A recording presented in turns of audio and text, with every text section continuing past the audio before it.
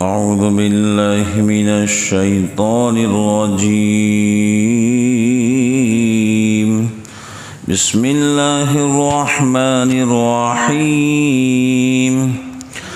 وهو الذي خلق السماوات والأرض في 6 أيام وكان عرشه على الماء ليبلوكم أيكم أحسن عملا ولئن قلت إنكم مبعوثون من بعد الموت ليقولن الذين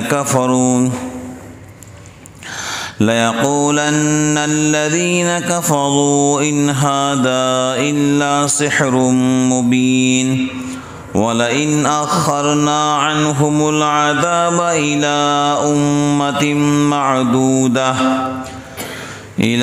أمة معدودة ليقولن ما يحبسه ألا يوم يأتيهم ليس مصروفا عنهم وحاق بهم ما كانوا به يستهزئون. اور وہی ہے جس نے بنایا آسمان و زمین 6 دن میں اور تھا اس کا تخت پانی پر تاکہ آزمائے تم کو کون تم میں اچھا کرتا ہے کام. اور اگر تو کہے کہ تم اٹھو گے مرنے کے بعد تو البتہ کافر کہنے لگے یہ کچھ نہیں مگر جادو ہے کھلا ہوا. اور ہم روکے رکھے ان سے عذاب کو ایک مدت معلوم تک تو کہنے لگے کس چیز نے روک دیا عذاب کو. سنتا ہے جس دن آئیں گا ان پر نہ پھیرا جائیں گا ان سے اور گھیر لیں گی ان کو وہ چیز جس پر ٹھٹے کیا کرتے تھے. تو کل تفسیر چل رہی تھی روزی کا معاملہ اللہ کے ہاتھ میں ہے. روزی کا معاملہ بولو. اگر کوئی ادارہ کوئی تنظیم اگر غریب مسکینوں کے اندر کھانا اور اناج تقسیم کرتی ہے تو بہت احسن بات ہے. لیکن جس بندے کو دیا جاتا ہے اگر وہ بندہ اس شہر سے دوسرے شہر اگر چلا گیا تو یہ تنظیم اس کو وہاں تک اناج نہیں پہنچا سکتی ہے. مثلا بھائی ناندیڑ کی تنظیم ہے جس غریب کو اناج دیتی ہے اگر وہ غریب یہاں سے حیدرآباد چلا جائے تو یہاں کی تنظیم اس کو وہاں پر اناج نہیں پہنچا سکتی ہے. لیکن اللہ کا نظام ایسا نہیں ہے. جہاں بندہ جائیں گا اللہ وہاں روزی پہنچائیں گے. یہ ہے اللہ کا نظام. بات سمجھ گئے؟ جہاں بھی بندہ جائیں گا اللہ تعالیٰ اس کی روزی وہاں پہنچائیں گے. بلکہ حدیث شریف میں آتا ہے کہ جس وقت اللہ تعالیٰ نے زمین اور آسمان کو پیدا بھی نہیں کیا تھا زمین اور آسمان کے پیدا کرنے سے 50,000 سال پہلے لکھ دیا تھا کہ تم نے کتنی روزی کھانا ہے. صحیح مسلم کی حدیث ہے. صحیح مسلم کی حدیث ہے. حضرت عبداللہ بن عمر رضی اللہ عنہما اس کے راوی ہیں. وہ فرماتے ہیں کہ رسول اللہ صلی اللہ علیہ وسلم نے فرمایا انسان کے نہیں زمین اور آسمان کے پیدا ہونے سے 50,000 سال پہلے اللہ تعالی ہم سب کی روزی لکھ چکے ہیں ہماری تقدیر لکھ چکے ہیں. بات سمجھ گئے؟ تو جس طرح موت انسان کے پیچھے لگی ہے ایسے ہی روزی اس کے پیچھے لگی ہے. جو لقمے اللہ اس کے نام کا لکھ چکا ہے تو موت اس وقت تک نہیں آ سکتی جب تک کہ وہ لقمے جو اللہ نے اس کی تقدیر میں لکھے ہیں اس کے پیٹ نہ چلا جائے. بات سمجھ گئے؟ دوسری روایت صحیح مسلم و بخاری کی روایت حضرت عبداللہ بن مسعود رضی اللہ تعالی عنہ یہ نقل فرماتے ہیں کہ رسول اللہ صلی اللہ علیہ وسلم نے فرمایا کہ انسان کے پیدائش سے پہلے مختلف دور سے انسان گزرتا ہے۔ جب انسان کے اپنے اعضاء ماں کے پیٹ میں پورے ہوتے ہیں، اعضاء سر، پیر، ہاتھ، تو اس وقت اللہ تعالیٰ فرشتوں سے کہتے ہیں کہ بھائی اس کے 4 چیزیں لکھ لو۔ کتنی چیزیں؟ ابھی انسان ماں کے پیٹ میں ہے، ابھی اس کے اعضاء مکمل ہو چکے ہیں، اللہ فرشتوں سے کہتے ہیں 4 چیزیں لکھ لو۔ پہلی چیز، اول اس کا عمل لکھو۔ کیا لکھو؟ وہ کیا کریں گا، کتنے نیک اعمال کریں گا، جی کتنے اچھے اعمال کریں گا۔ دوسری چیز، اس کی عمر، سال، مہینہ، دن، سیکنڈ، یہاں تک کہ سانس لکھو۔ کیا لکھو؟ کہ اس نے کتنی سانس زندہ رہنا ہے۔ سانس جو ہم لیتے ہیں 1 منٹ میں 18 مرتبہ ہم سانس لیتے ہیں۔ کتنی مرتبہ لیتے ہیں؟ کیا میرے رب کی شان ہے، 18 بار سانس دیتا ہے 1 منٹ کے اندر۔ کبھی احسان جتاتا ہے؟ کبھی نہیں۔ 2 مرتبہ میرے اللہ نے احسان جتایا، صرف 2 مرتبہ۔ ایک ہم نے تم کو دین اسلام دیا، اور ایک ہم نے تم کو محمد الرسول اللہ صلی اللہ علیہ وسلم کی امت میں پیدا کیا۔ سانس اتنے دیتے ہیں، کبھی احسان نہیں جتایا۔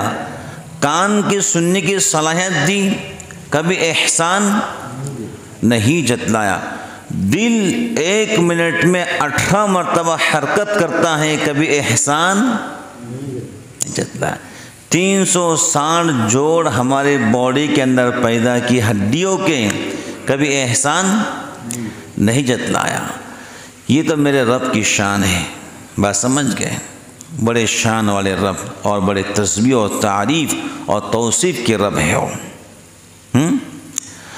تو ہم نے کتنے سانس زندہ رہنا ہے؟ بھائی ایک بات سمجھ لو اچھی طریقے سے، بہت صاف میں کھل کے کہنا چاہتا ہوں۔ اگر کسی فرد کا لگے آخری وقت ہے، سیدھا اس کو کلمہ پڑھا دو، زیادہ حرکتیں مت کرو۔ ارے بھائی اس کا آخری وقت ہے تو لوگ کلمہ کیوں نہیں پڑھاتے ہیں؟ میرے تو سمجھ میں نہیں آتا ہے۔ میرے والدہ کا آخری وقت تھا تو میں نے 1 دن پہلے ان کو کلمہ پڑھا دیا تھا توبہ کی نیت سے۔ میں نے کہا بھائی والدہ ہے، سروں کا تاج ہے، لیکن زندگی موت بولو اللہ کے ہاتھ میں نا۔ تو لوگ ایسے لے کے کھیلتے ہیں۔ ارے بھائی اس کا آخری وقت، کلمہ پڑھا تو اب وہ بیچارہ کلمہ پڑھ لے گا، اس کا یہی آخری جملہ رہے گا۔ بھائی کوئی انسان مرتے ٹائم باتیں کرتا ہے کیا؟ کوئی باتیں نہیں کرتا ہے۔ تو کلمہ تو پڑھا دو، زندگی موت تو اللہ کے ہاتھ میں، یہی آخری جملہ رہے گا، جنت میں جائیں گے۔ بولو کہاں جائیں گے؟ صاف کہہ دو مریض سے، ایسا لگتا ہے کہ آپ کا آخری وقت ہے، کلمہ پڑھ لیجیے۔ پوری دنیا مل کر بھی کسی کی ایک سانس نہیں بڑھا سکتی ہے۔ یا وصیت کر دینا، اگر لگے میرا آخری وقت ہے میرے بچوں مجھے کلمہ پڑھا دینا، یا وصیت کر دے۔ ارے حدیث شریف میں آتا ہے جس کا آخری جملہ پہلا کلمہ وہ سیدھا جنت میں جائیں گا۔ اور کیا چاہیے اس سے بڑھ کر؟ ارے اللہ اکبر، اس سے بڑھ کر کیا چاہیے؟ ایک بزرگ کا انتقال ہونے لگا، بیٹی قریب میں ہی، کہ ابا حضور پہچانتے ہو؟ کہ کون ہے تم، کیا پہچانتے ہیں؟ اور یہ آیت پڑھی، یا ایتھا النفس المطمئنہ ارجعی الی ربک راضیۃ مرضیہ فادخلی فی عبادی وادخلی جنتی۔ انتقال ہو گیا۔ ایک ہی بیٹی تھی اور بیٹی سے بہت محبت کرتے تھے۔ بیٹی کہہ رہی ابا پہچانتے؟ کہا بیٹا اب کیا پہچاننا ہے، آخری وقت ہے۔ اور قرآن کی آیت پڑھی، انتقال ہو گیا۔ تو آخری وقت سب سے اہم چیز ہوتی ہے موت کے وقت، سب سے اہم چیز حضور فرماتے خاتمہ کس چیز پر ہو دیکھو، خاتمہ کس چیز پر ہوا ہے وہ دیکھو، وہ اصل ہے۔ بات سمجھ گئے؟ تو اللہ تعالیٰ نے ہم سب کی سانسیں لکھ دی ہے، ہم نے کتنا جینا ہے۔ نمبر 3، ہم نے کہاں مرنا ہے اور کہاں دفن ہونا ہے یہ اللہ لکھ چکا ہے۔ بولو بھائی، اللہ پاک لکھ چکے ہیں ہم نے کہاں مرنا ہے، کہاں دفن ہونا ہے۔ اور نمبر 4، کتنا رزق ہم کو اللہ دینا ہے اور کس طریقے سے اللہ دیں گا، یہ سب اللہ لکھ چکے ہیں۔ بات سمجھ گئے؟ پہلی بات عمل، دوسری بات عمر، اور تیسری بات کہاں مرنا ہے، اور چوتھی بات رزق کتنا دینا ہے۔ اللہ کرے کہ ہماری موت مسجد اور سجدے کی حالت میں آئے، آمین کو۔ بھئی ایسے بھی تو مرنا ہے نا، تو گھر سے مرنے سے بہتر اللہ کے گھر مریں گے، اور اس اللہ کے گھر سے اس اللہ کے گھر جائیں گے۔ ابھی سوال ہی پیدا نہیں ہوتا ہے نا۔ بولو، ہم نے زندگی بھر یہی کہنا ہے کہ ہم نے سجدے والی موت مرنا ہے، تو بھائی ایک نہ ایک دن اللہ قبول تو کر لیں گے کہ نہیں قبول کریں گے؟ بھائی میرا بندہ ہمیشہ کہتا ہے کہ سجدے والی موت آنا، چلو فرشتوں میں نے قبول کر لیا۔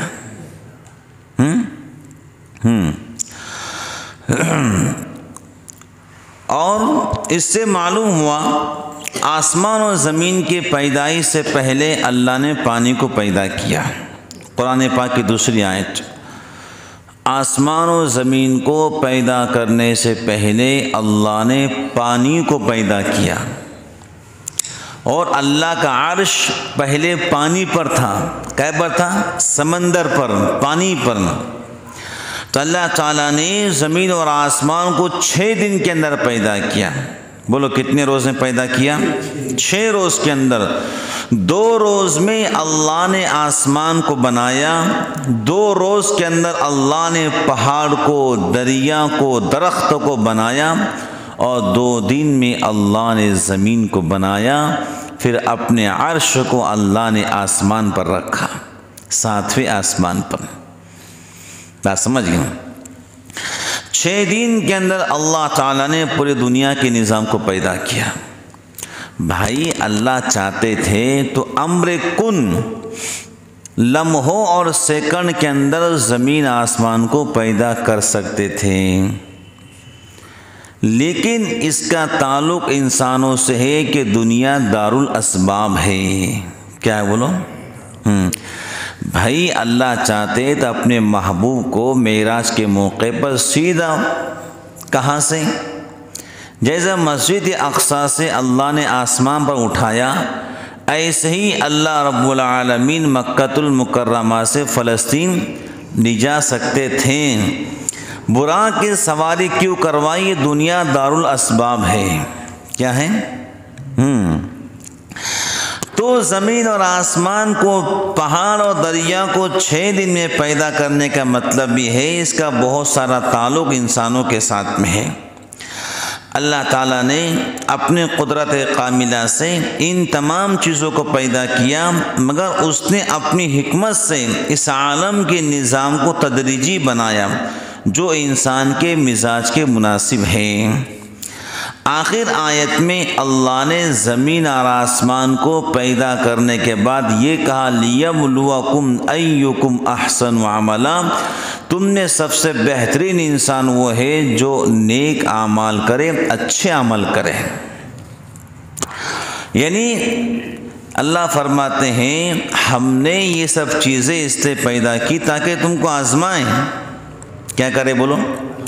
بھئی ہم نے زمین اور آسمان کو پیدا کیا، زمین اور آسمان کو پیدا کرنے کا ہمارا کوئی مقصد نہیں تھا، اصل مقصد تم کو پیدا کرنا تھا، تم کو زمین پر بسانا تھا، ہم نے تمہارا امتحان لینا تھا تم میں بہترین عمل کون کر کے آیا ہے۔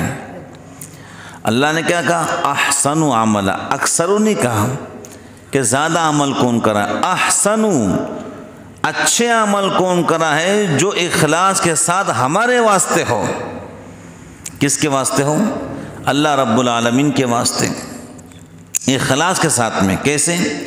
حدیث شریف میں آتا ہے جو کھجور کی گٹھلی بھی اخلاص کے ساتھ میں اللہ کے نام پر کسی غریب کو دیتا ہے تو اللہ تعالیٰ احد پہاڑ سونا، احد پہاڑ کے برابر سونا خرچ کرنے کا ثواب دیتا ہے۔ تو اخلاص اتنی بڑی چیز ہے۔ کیا ہے؟ ایکم احسن عملا، تم نے بہترین اچھے عمل کون کرتا ہے؟ تاکہ ہم نے تم کو دنیا کے اندر پیدا کیا۔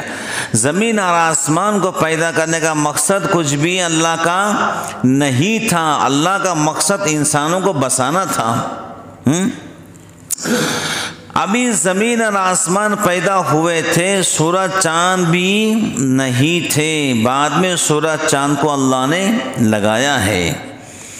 اللہ فرماتے ہیں زمین اور آسمان، سورج اور چاند اور ستارے، سیارے، دریا، پہاڑ، اے انسان یہ سب تیرے واسطے، تو خدا کے واسطے۔ بات سمجھ گئے؟ سورج بھی، ستارے بھی، سیارے بھی، ہوا بھی، دریا کے موجیں، پہاڑ اور درخت کی سائیں سب تیرے واسطے اور تو خدا کے واسطے۔ ایکم احسن عملا، کون اچھے عمل کرتا ہے؟ تو ظاہر ہے سارے بنی آدم میں سب سے اچھا عمل کرنے والے کون تھے؟ بولو بھائی، سارے بنی آدم میں سب سے اچھے عمل کرنے والے کون؟ جناب محمد الرسول اللہ صلی اللہ علیہ وسلم ہیں۔ اس لیے یہ کہنا صحیح ہوا کہ تمام کائنات کے پیدا کرنے کا اصل مقصد رسول کریم صلی اللہ علیہ وسلم کا وجود باوجود ہے۔ بات سمجھ گئے؟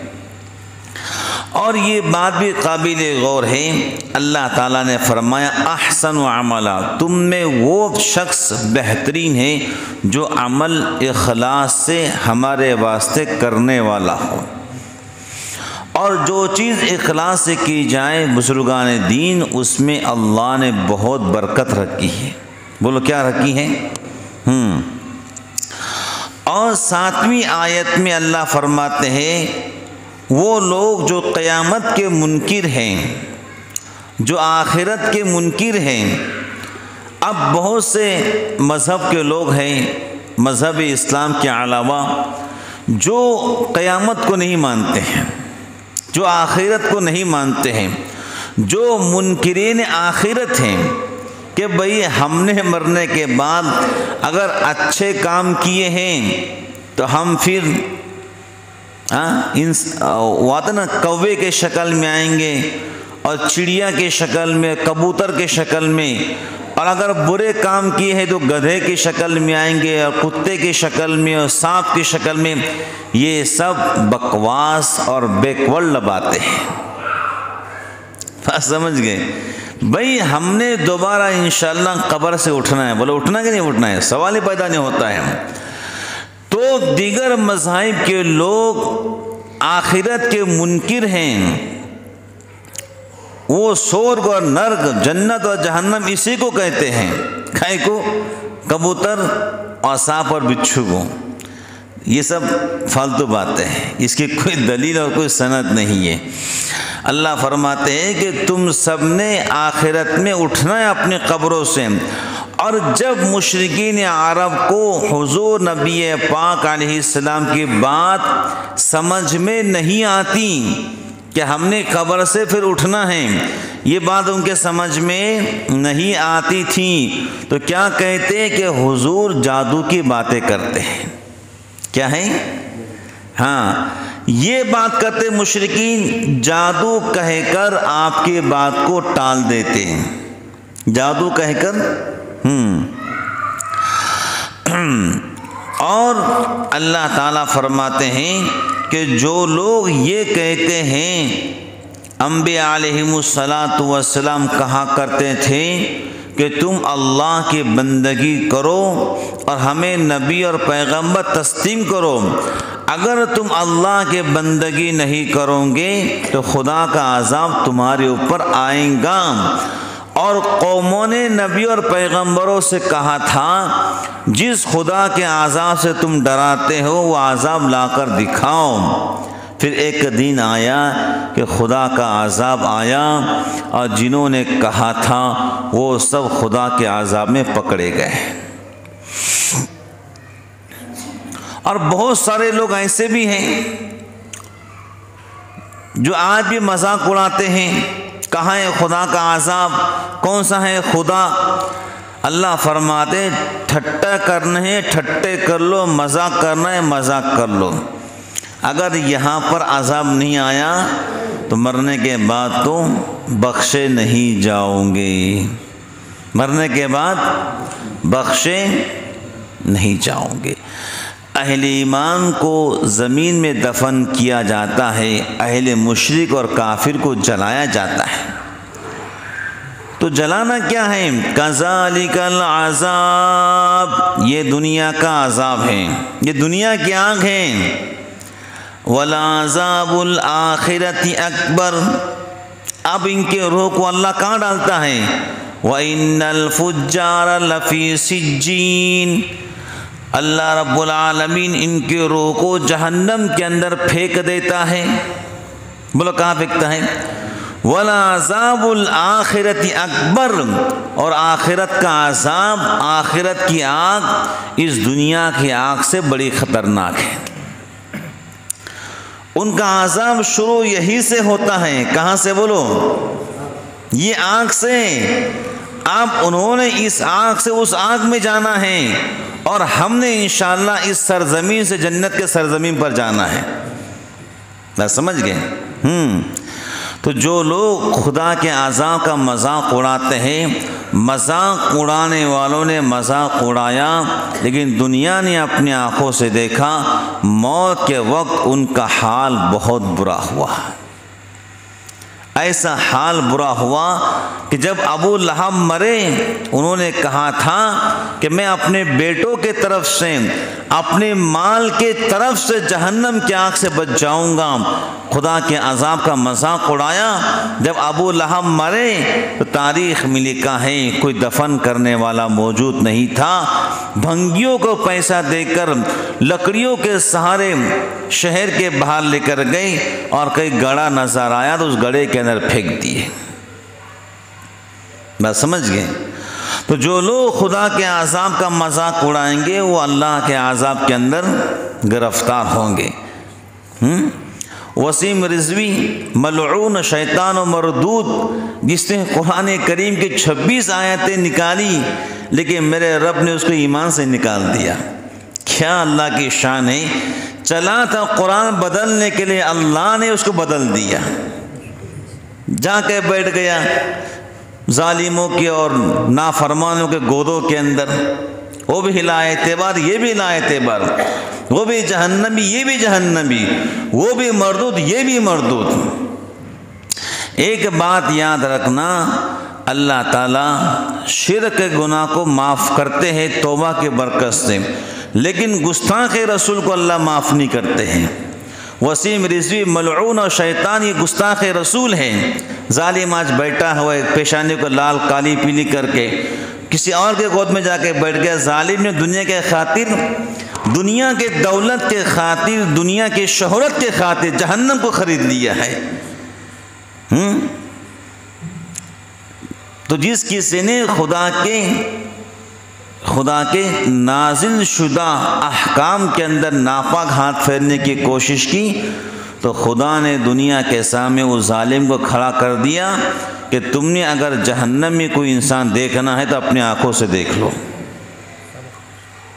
اللہ تعالی ہم سب کو محفوظ فرمائے، اللہ تعالی ہم سب کو نیک اور اچھے اخلاص سے عمل کرنے کی توفیق عطا فرمائے۔ آمین۔ وآخر دعوانا الحمد للہ رب العالمین۔